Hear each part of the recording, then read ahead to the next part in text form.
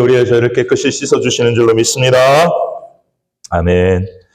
말씀 봉독하겠습니다. 우리 자리에서 일어나셔서 우리 신약 성경 누가복음 3장 23절부터 38절까지 다 읽는 게 아니라 23절과 38절만 읽도록 하겠습니다.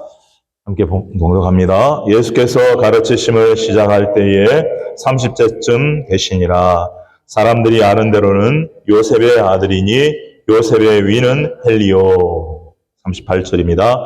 그 위는 에노스요, 그 위는 셋이요, 그 위는 아담이요, 그 위는 하나님이시니라. 아멘. 거룩하신 하나님 감사합니다.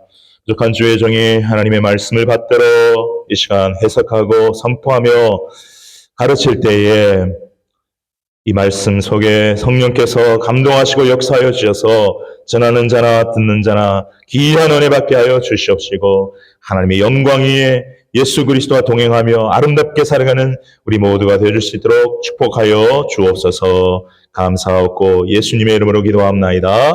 아멘. 예, 자리에 앉으시기 바랍니다.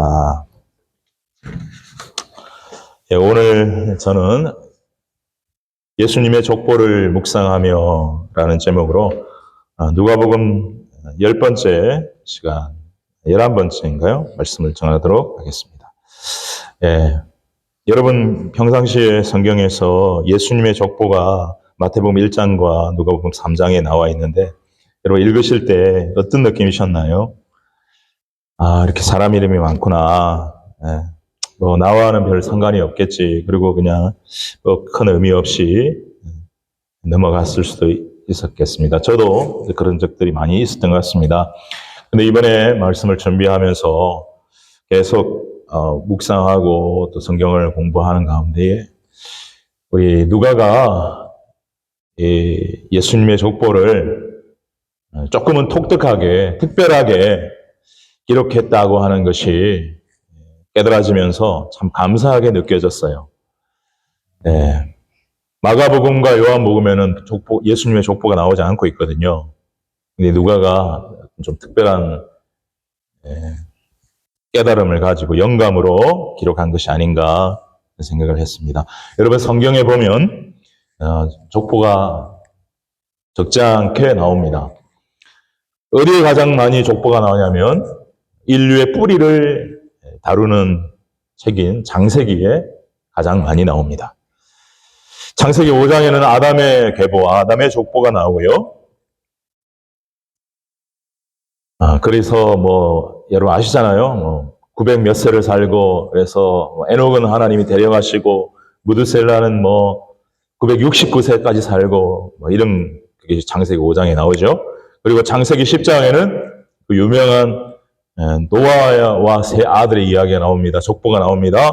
우리가 잘 아는 대로 대홍수로 다 멸망하고요. 노아 아내와 세 아들과 아내들 이렇게 8명만 살아남았습니다. 거기서부터 인류가 민족이 나라들이 이제 시작되고 이게 자리를 잡고 이동을 하고 하는 것이라고 할 수 있는데 창세기 11장에 보면 그 유명한 바벨탑 사건과 셈의 족보, 노아의 큰 아들이 셈이거든요. 셈의 족보가 기록되고 그 셈을 통해서 아브라함이 나온다는 것까지가 이제 12장에 아브라함이 등장하면서 연결이 되죠. 그래서 우린 창세기 10장, 11장에 인류의 이동, 인류의 그 정착 이런 관점으로 볼 수가 있습니다. 왜냐하면 바벨탑을 건설하기 전까지는 인류의 언어가 하나였다라고 성경 말씀하고 있죠. 그러면 아무래도 같이 있기가 너무 좋잖아요. 말이 통하니까. 그런데 바벨탑으로 하나님을 대적할 때 하나님께서 언어를 혼잡하게 하시니까 이제 그 민족, 족속들이 언어별로 갈라지기 시작하는 거죠. 말이 안 통하니까요. 그 말들이 통역이 되고 번역이 되기 위해서는 한참 오랜 시간이 걸렸을 것입니다. 그래서 끼리끼리 모여 살기도 하고 이제는 또 우리 미국 서부의 그 개척자 정신이 강한 사람들 같은 사람들은 저 한번 동쪽으로 가보자. 그렇게 해서 한국으로 일본까지. 그래서 어떤 분은 저 러시아 저 멀리에서 미국까지 건너가 버린 거예요. 미국의 원주민들 말이죠. 그렇게 볼 수가 있는 것입니다. 그리고 창세기 25장에 보면은요, 아브라함의 그 약속의 아들이 아닌 그 자기 인간적인 아들 이스마엘의 족보가 나오고 거기서 이 아랍 족속들이 나오죠. 그리고 창세기 36장에는 그 야곱의 형님인 쌍둥이 형님인 에서, 에돔 족속의 조상이 되는 에서의 족보가 나옵니다. 그리고 역대상 1장 이하에 보면은 아담부터 또 그 조상들의 이름이 쫙 나오고요. 에스라 7장에도 그 제사장 족보가 나옵니다. 그리고 신약 성경에는 족보가 두 군데가 나오는데 말씀드린 것처럼 마태복음 1장과 누가복음 3장에 예수님의 족보가 나옵니다. 신약 성경에는 그 어떤 족보도 기록되어 있지 않아요. 오직 예수님의 족보만 기록되어 있어요. 그것이 우리에게 주는 의미도 크다고 생각합니다. 다른 사람들의 족보는 기록할 필요가 없는 거예요. 메시아이신 우리 주 예수 그리스도의 족보만 아는 것이 중요한 거거든요. 자, 그런데 이 누가복음을 기록한 누가는 그 데오빌로 각하를 이미 전해준 복음을 더 확실히 알게 하기 위해서 이걸 기록한다. 그런 서두의 서론을 갖고 말씀을 기록하고 있는데, 다른 족보들은요, 이 구약에 나오는 족보나 마태복음 1장의 족보는 전부 다 위에서부터 아래로 내려옵니다. 아담, 셋, 에노스, 그 다음에 쭉쭉쭉 내려옵니다. 제가 다 외우지는 못하는데요. 또 우리의 인간의 족보도 그렇지 않습니까? 선조부터, 시조부터 쭉쭉쭉쭉 해서 우리까지 온다. 이렇게 되지 않습니까? 다 그렇게 기록이 되어 있어요.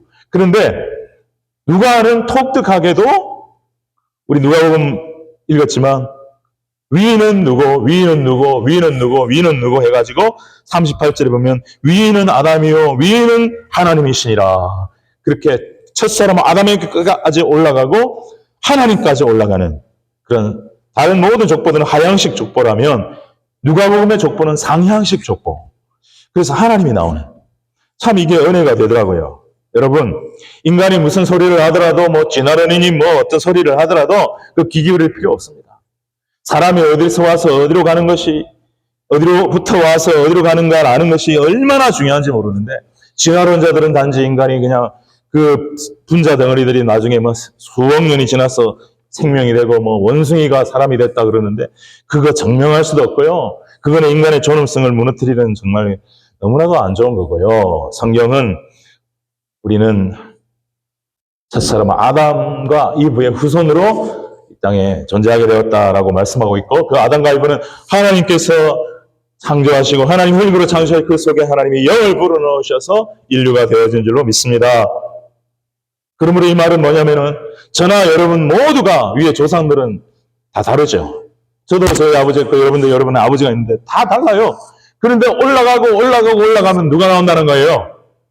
아담이 나온다는 거예요. 그 아담 위에 누가 있다는 거예요? 하나님이 계시다는 거예요. 여러분 믿으십니까?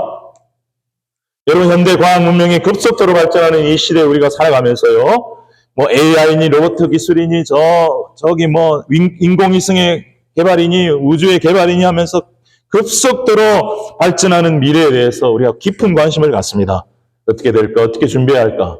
자, 그것도 물론 중요하죠. 그러나 미래만 중요한 게 아니에요.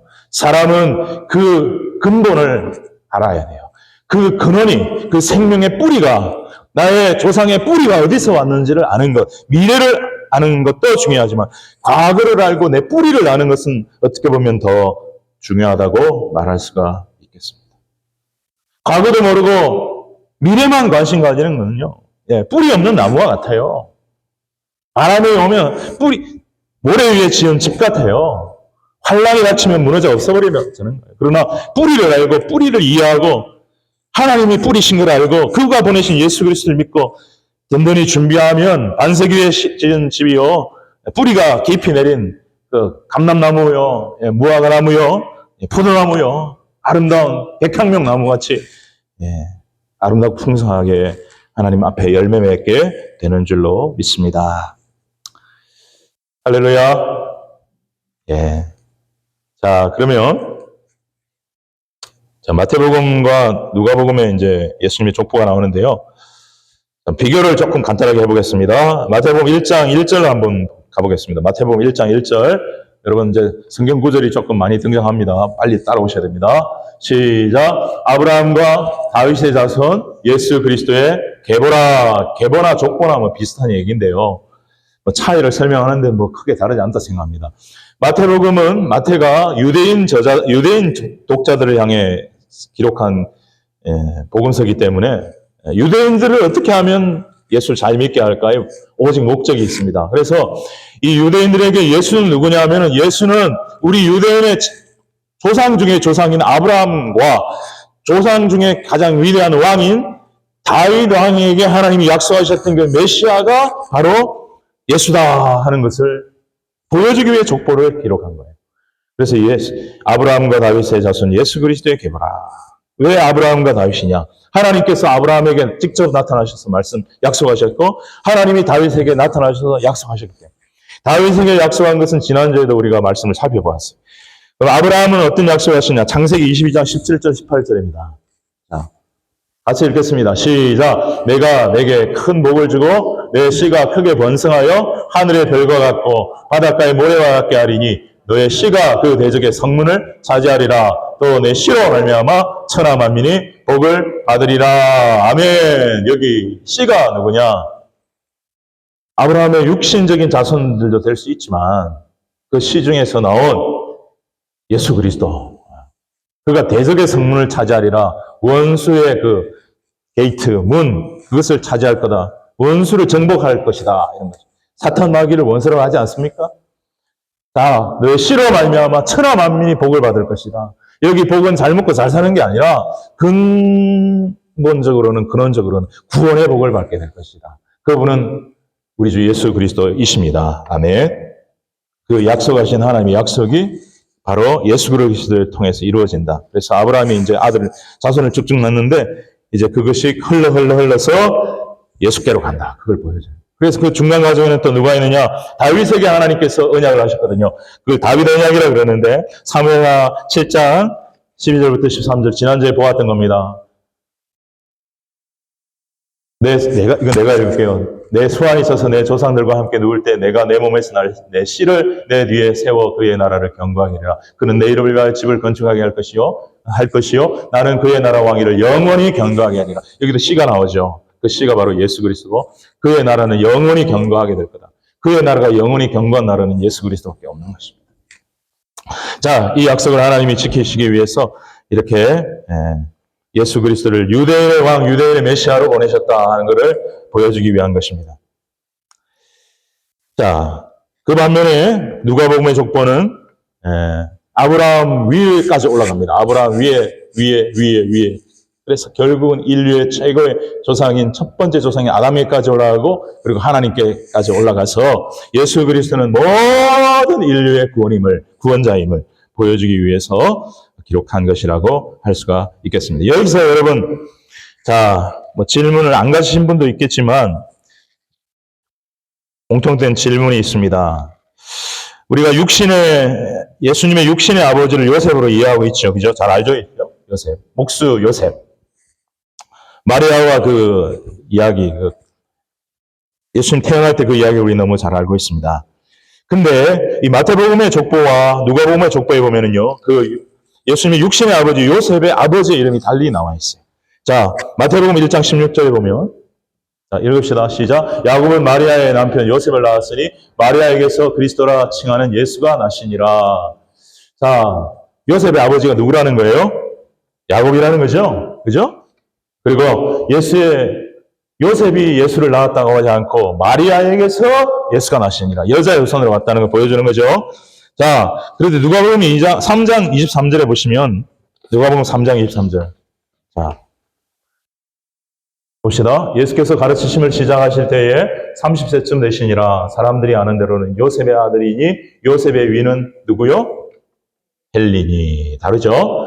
자, 누가복음이 예수님이 사역을 시작하신 데를 30세쯤이라고 말씀해 주셨기 때문에, 기록해 주셨기 때문에 우리는 30세에 그가 공생애를 시작했다는 걸 압니다. 참 귀한, 그리고 이 기록 하나가 얼마나 중요한지 오늘.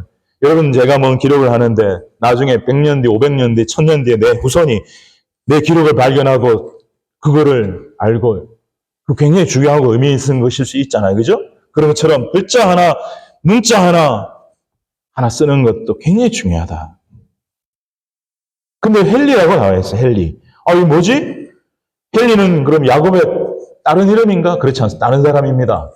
여러분 여기에 대해서 여러 가지 의견이 있지만은 그나마 이거 확실하게 대답은 없어요. 모른다예요. 그러나 추측하건대, 우리 학자들이 추측하건대 우리 예수님은 다윗의 혈통을 빌려왔죠. 그죠?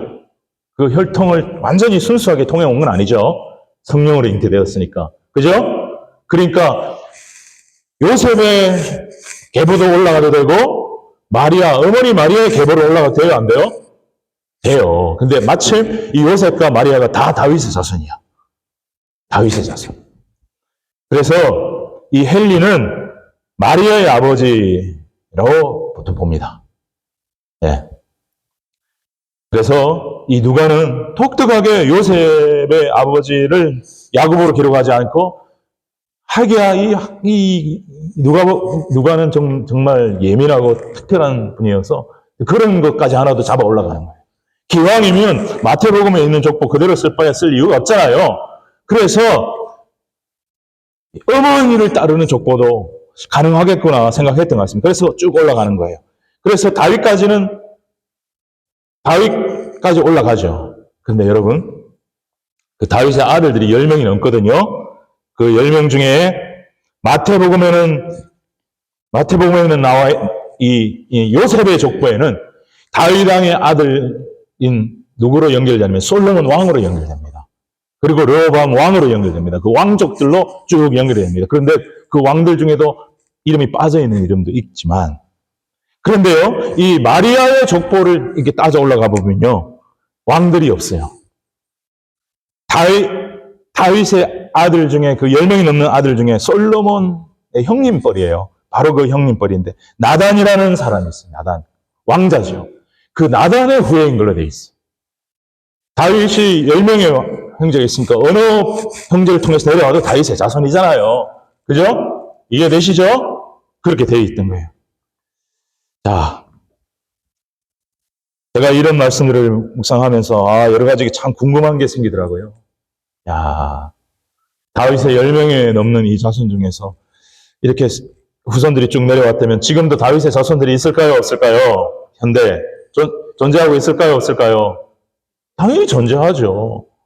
당연히 존재하죠. 그래서 제가 구글 검색에 이렇게 알아보았습니다.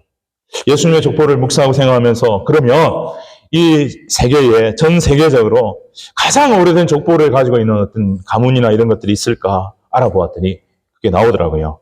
그게 뭐냐면은 아슈케나지 루리 가문이라고 하는 가문의 족보인데요. 이게 인류 역사상 제일 오래된 족보라고 해요. 실제로 기네스북에도 등재되었다고 합니다. 몇 년의 역사를 갖겠냐? 3,000년의 역사를 가지고 족보를 기록해왔다. 놀랍게도 그들의 시조를 다윗 왕으로 봅니다. 다윗 왕으로 봅니다. 그리고 다윗 왕의 아들인 솔로몬 왕을 이어서 그 족보가 이어졌다고 합니다. 솔로몬 왕도 아들을 여러 낳을 수 있고 이리저리 다 흘러갈 수 있잖아요. 그런데 이 가문은 대대로 유명한 유대교 랍비들을, 유대교 선생들을 배출하는 가문이었다고 합니다. 예수 믿는 사람들이 없었지는 않았겠지만 주로 지속적으로 유대교를 고집하는 그런 가문이었다고 해요. 근데 그 가문들 중에 역사적으로 유명한, 세계적으로 유명한 사람들이 많이 배출이 되었어요. 여러분 이름만 들으면 아실 분들, 정신분석학 창시자인 지그문트 프로이드가 그 가족 출신이고, 철학자 마틴 부버라고 하는 유명한 철학자가 있고, 음악가 멘델스존이 그 가문 출신이고, 공산주의 사회주의를 만든 칼 마르크스가 그 가문이고, 그리고 유명한 과학자 아인슈타인이 그 가문 출신이란 말이에요. 자, 이렇게 보니까 다윗의 후손인데, 여러분 제가 주목하는 사람은 이 정신분석학 창시자 프로이드이고, 그리고 칼 마르크스입니다. 이 사람들 완전히 절대적인 무신론자들이에요. 종교는 환상이고 종교는 집단적 강박 신경증이라고 말합니다. 프로이드는요. 신은 없다라고 말해요. 영적인 거 없다라고 말해요. 천사 없다라고 말해요. 마르크스는 종교는 환상이고 인민의 아편이라고 말합니다. 있지도 않은 걸 가지고 죽을 걸 두려워하는 사람들을 그냥 위로해 주기 위해서 만든 거다. 아주 나쁘게 평가해요. 자기 뿌리인 다윗 왕이 그렇게 절절하게 믿었던 하나님을 완벽하게 거부하고 대적하고 인본주의의 그 놀라운 사상들을 퍼뜨리는 사람들이 돼버리는 거예요. 너무 안타깝고 씁쓸한 마음이 들더라고요. 여러분, 같은 다윗의 자손인데 이렇게 다르게 흘러갈 수. 다윗의 자손으로 예수님이 나왔습니다. 구원자가 나왔습니다. 그런데 그 다윗의 자손으로 그 예수를 대적하고 하나님을 대적하는 이러한 자들도 나온다는 거예요. 참 무섭더라고요. 자, 그래서 들은 생각이 예수님의 그럼 육신의 형제들은 어떨까? 예수님의 육신의 형제들은 그야말로 요셉과 마리아의 혈통의 자녀로서 아브라함과 다윗의 족씨인 것입니다. 그렇죠? 자, 그러면 그분들이 예수님을 이제 나중에는 믿게 됐잖아요. 형제들도 안 믿다가 나중에 믿게 됐잖아요. 그래서 야고보 같은 경우는 예루살렘 교회 지도자가 됐고 낙타 무릎이 달 정도로 기도를 많이 했고 그의 또 동생 유다는 또 훌륭한 믿음을 가지고 유다서를 기록하고 그랬는데 궁금해서 봤어요. 이분들이 우선이 현존할까? 현존하겠죠. 지금도. 근데 이분들이 예수를 잘 믿을까? 아무리 검색해도 답은 모른다는 거죠. 알 수가 없죠. 너무 궁금한 거예요. 예를 들어 베드로.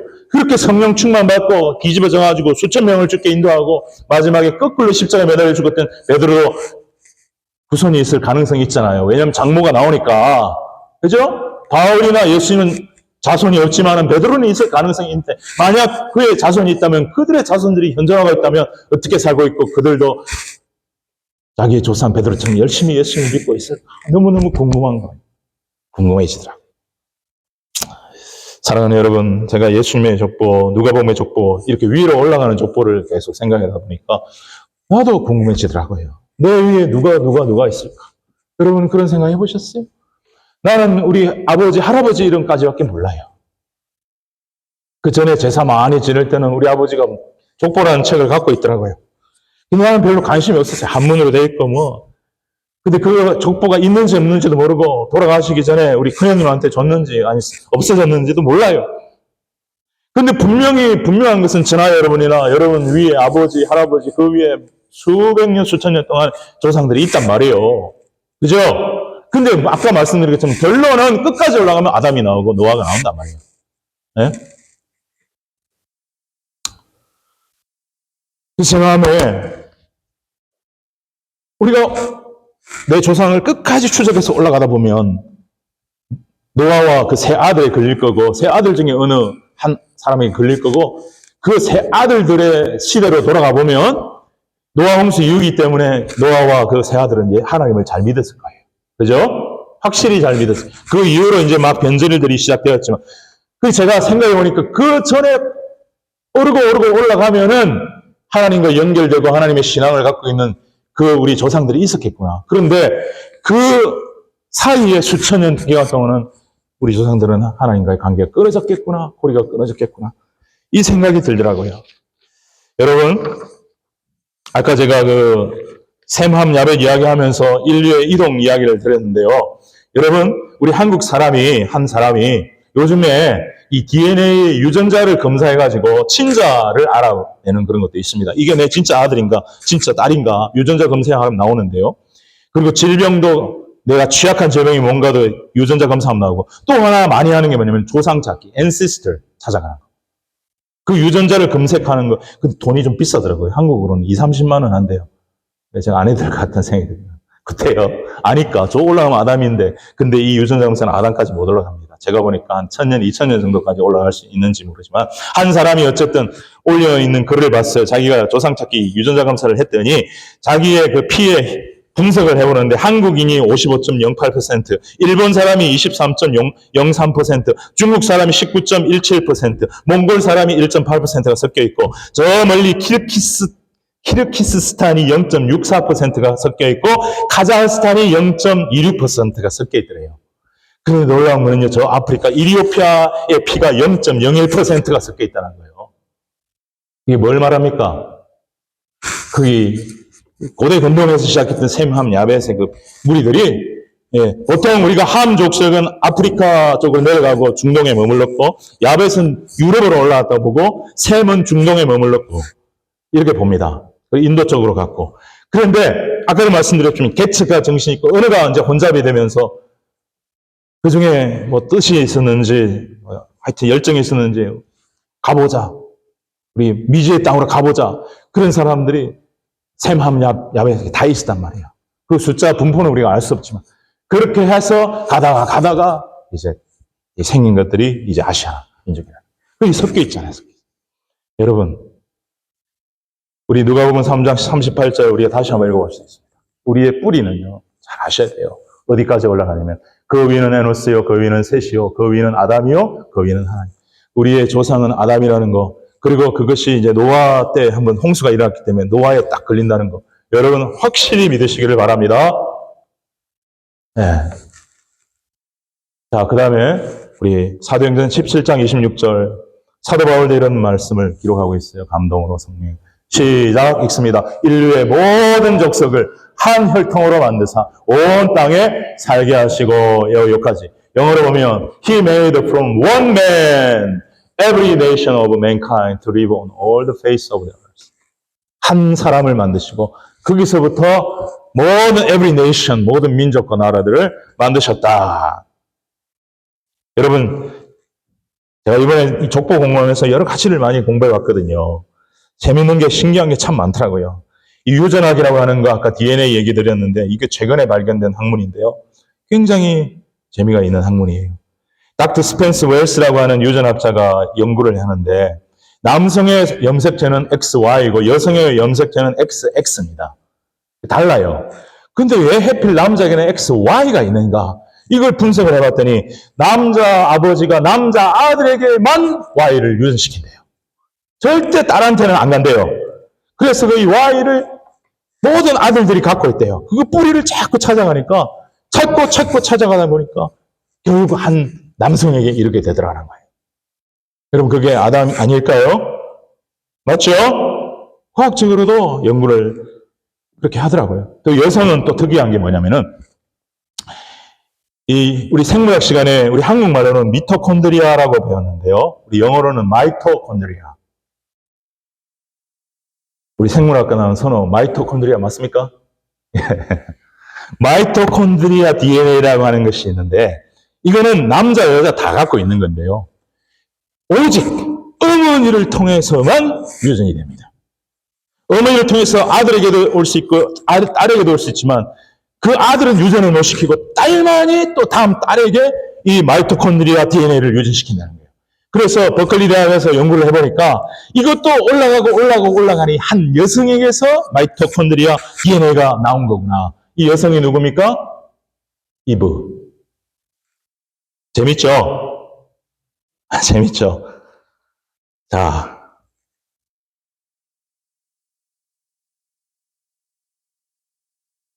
여러분 한번 생각을 해보시기 바랍니다. 내 조상을 한번 알 수는 없어요. 알 수는 없는데 끝까지 올라가면 노아가 나오고 아담이 나오는구나. 아까도 잠깐 말씀드렸지만 그 셈, 함, 야벳 어느 한 명에게 우리가 분명히 조상이 걸릴 거고 그때는 하나님을 잘 믿는 조상들이었을 것이다. 그러나 밑으로 내려오면 올수록 이제 변질되고 타락하고 우리 한국 사람들은 이제 중국 사람들은 유교를 만들어 믿고 인도 사람들은 힌두교와 불교 믿고 막 여러 가지 잡종이들 샤머니즘 생기고 막 이제 복잡하게 시작한 거예요. 그 수백 년 동안 우리 조상들은 뭐 했을까? 생각을 해봤어요. 어쨌든 하나님과의 연결고리는 끊어진 채 신앙의 고리는 끊어진 채 그 수백 년 수천 년의 세월이 흘러왔겠구나. 어떻게 보면 인간적으로 보면 우리 조상들 중에는 순하고 착해서 뭐 도덕적으로 착하게 살아온 사람들도 분명히 있었을 거고 그 중에는 아마 아주 양심도 없고 악하고 더러운 인생을 살은 우리 조상도 있었을 것 같다. 이런 생각이 드는데 어쨌든 그 수많은 세월 동안 우리는 하나님과 떨어진 연결고리가 끊어진 조상들의 그 고리로 이렇게 내려오다가 가만히 생각해 보니까 어떻게 우리 누님, 큰 누님한테 복음이 들어가서 그 큰 누님이 작은 누님을 전도하고 그 두 누님이 가족에게 복음을 전하고 전도하기 시작하고 기도하기 시작하여 우리 가정이 복음화되면서 그 수천 년 동안 끊어졌던 하나님과 연결고리, 신앙의 고리가 연결이 회복되었구나. 이걸 생각해 보니까 이 세상은 얼마나 귀하고 고맙고 감사하든지. 그래서 우리 한국 땅에 조선 땅에 복음을 전하러 선교사로 오신 그 미국, 캐나다, 호주, 영국 이런 선교사님들이 또 너무 귀하고 또 복음을 전하기 위해 수고한 전도사들과 주의 종들과 성도님들이 너무 귀하고 얼마나 오랫동안 끊어져 있었는데 이게 회복되었구나. 이런 생각을 하니까 우리가 예수 믿은 것이 정말 하나님의 놀라운 축복이고 은혜요. 기적 중에 기적인 것을 믿는 저와 여러분 되기를 바랍니다. 그리고 예수 믿는 것이 정말 아무것도 아닌 게 아니라 너무너무 중요한 일이고 그 끊어졌던 하나님과 연결고리 신앙거리를 회복하는 그것임을 깨닫고요. 자, 우리가 이제 생각하는 우리 믿음의 세대가 개성이 돼야 되는데 지금은 이 어려움의 위기 가운데 봉착했습니다. 특별히 잘 살고 이런 나라들이 그 세속 문화의 우리 너무나 많은 유혹들과 너무나 많은 그러한 공격 속에서 우리 자녀들의 믿음을 빼앗으려고 사탄 마귀가 얼마나 노력하고 분주하게 역사하고 있는지 여러분 우리가 예수님을 안 믿는 불특정 모든 사람들을 위해 기도하고 복음을 전하는 일을 쓰고 해야겠지만 우리 사사기 2장 10절에 보면은 하나님을 알지도 못하고 하나님이 행하지도 못했던 하나님이 행했던 그 일들을 알지도 못하는 다른 세대가 일어나자 전혀 다른 세대가 일어나고 말았다라고 말씀하고 있는 것처럼 그런 불행과 안타까움이 일어나지 않도록 아까 그 다윗의 조상을 둔 그 가문에서 프로이드가 나오고 마르크스가 나오듯이 다윗왕 뿌리도 한번 볼까요? 다윗왕 솔로몬도 마지막에 비참하게 영적으로 타락하고 하나님 그 경고에도 여기서 우상 숭배하고 그래서 이 마태복음에 보면 솔로몬의 이름이 있는데 이 솔로몬 과연 구원받았을까 못 받았다는 퀘션 마크 그리고 그 밑에 내려오면은요 아하스라는 왕인데 아하스도 얼마나 우상 숭배했는지 몰라요. 이 사람도 퀘션 마크 그 밑에 보면 히스기야 나오는데 히스기야는 선한 왕인데 아들은 므낫세 아주 우상 숭배와 악한 짓을 많이 한 대표적인 왕 이 사람도 퀘션 마크 그 아들 아몬도 나오는데 아몬도 퀘션 마크 여러분 예수님의 족보에 이름 올라갔다고 다 구원받는 거 아닐 수 있다는 거죠. 자, 예수 믿는 가정에 태어났다고 해서 다 그냥 그대로 쉽게 구원받지 않을 수 있다는 거죠. 우리가 우리 사랑하는 자녀들, 후손들을 위해서 그들의 구원을 위해서 간절히 기도하고 그들이 구원받을 수 있도록 최선의 노력을 다하는 것이 귀한 일인 줄로 믿습니다. 할렐루야. 자, 여러분. 자, 마지막 가장 중요한 거 말씀드릴게요. 아까도 말씀드렸지만 마태복음에 아브라함과 다윗의 자손 예수 그리스도의 계보에 나오는 그 이름들 중에 제가 퀘션 마크단 솔로몬, 아하스, 므낫세, 아몬 그 외에도 이름 없는 몇몇 사람들 시드기야 같은 사람들 이름이 빠져 있던데 그 사람들 구원받았다고 말하기 너무나 힘든 사람들인데요. 여러분 예수님의 족보에 이름이 올랐다고 해도 그게 구원을 보장하는 게 아니라 우리의 구원을 보장하는 것은 우리의 이름이 어디에 기록되어야 하면 예수님의 족보가 아니요 우리 인간의 족보가 아닌 하늘에 있는 하나님의 생명책, 어린 양의 생명책에 우리의 이름이 기록되어야만 우리의 구원이 확신한 줄로 믿으시기 바랍니다. 성경은 그래서 생명책이라는 그 책을 우리에게 말하고 있잖아요. 여러분 이 생명책은 어떻게 보면 하늘나라의 영적 족보요 호적이라고 할 수 있습니다. 우리가 자녀를 낳으면 주민등록등본 초본 만들고 호적에 신고하잖아요. 그죠? 그것처럼 한 영혼이 구원받고 거듭나면 하늘나라의 생명책에 호적에 등재가 된다 이거죠. 거기에 이름이 기록되는 것이 더 중요하다. 그래서 성경에 보니까 요한복음 1장 12절 13절에도 보면 우리가 하나님의 자녀의 권세를 누리게 되는 것은 혈통으로 육정으로 사람의 뜻으로 나지 아니하고 오직 하나님께로부터 오직 성령으로부터 거듭난 자들이 되어야 된다. 예수 믿고 이렇게 말씀을 하고 있어요. 혈통이 중요한 게 아니라는 거예요.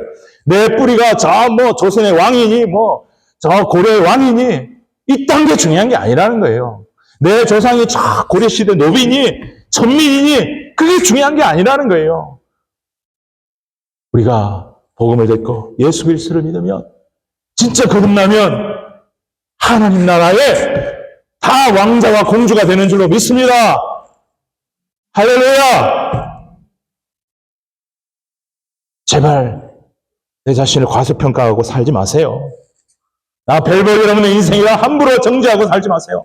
예수 그리스도는 물론 연약하고 부족하지만 우리들을 위해서 우리를 구원하시려고 십자가에 죽어주시고 피 흘려 죽어주시고 우리를 구원하시기 위해 부활하신 분이니 그분의 공로와 그분의 사랑을 알고 내가 믿는다면 내가 하나님의 자녀된 것은 오직 하나님의 은혜이지만 나는 참 귀한 존재가 되었구나 하는 자긍심을 가지고 거룩한 영적 자존심을 가지고 이 땅 가운데 살아가시기를 주의 이름으로 축복합니다.